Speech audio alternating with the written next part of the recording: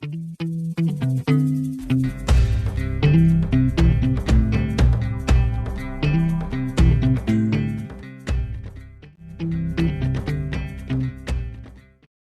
Brigade centrale de lutte contre la cybercriminalité, c'est une structure centrale qui relève du ministère de la Sécurité et dont le principal rôle est de lutter contre les infractions en matière informatique sur l'ensemble du territoire.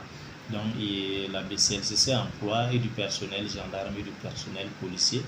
Et ses attributions, voilà, c'est de bien évidemment recevoir tout ce qui est cas de plainte en termes en lien avec des infractions en matière de cybercriminalité.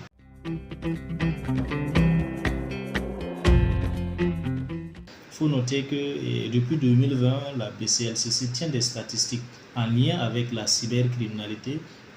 Il ressort qu'en moyenne chaque année, nous enregistrons un préjudice de plus d'1 milliard de francs CFA.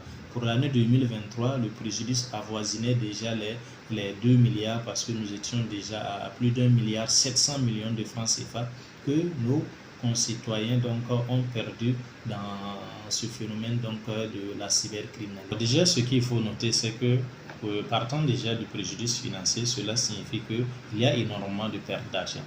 Donc cela a un coût social et économique sur les victimes. Pour certains types d'infractions, cela peut contribuer à jouer sur la confiance sur certains types de services qui sont actuellement développés.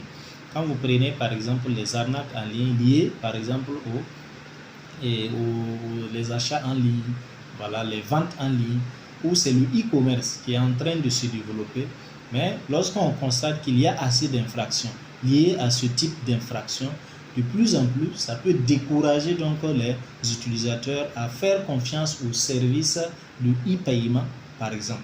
Parce que vous voyez, ce fait que on ne sait plus qui faire confiance, est-ce que tel ou tel service voilà, est sécurisé ou non, et au regard des cas d'infraction ou des personnes malveillantes qui ont exploité ce nouveau type de commerce-là en vue ou également d'escroquer des honnêtes citoyens. Ce qui fait que ça a un impact global sur des services émergents comme les services électroniques. Mais au-delà du préjudice financier, il faut nécessairement noter que il y a un préjudice souvent moral qui ne peut pas être évalué, mais que par exemple en fonction du type d'infraction, par exemple quand vous prenez les infractions liées à la diffamation, les infractions liées par exemple au chantage à la webcam, où les personnes subissent assez de pression qui peut souvent conduire à sauter même la vie pour certains cas ou à ruiner socialement une personne. Cela fait qu'il y a assez d'impact au niveau social qui n'est pas souvent très évalué ou pas très perceptible.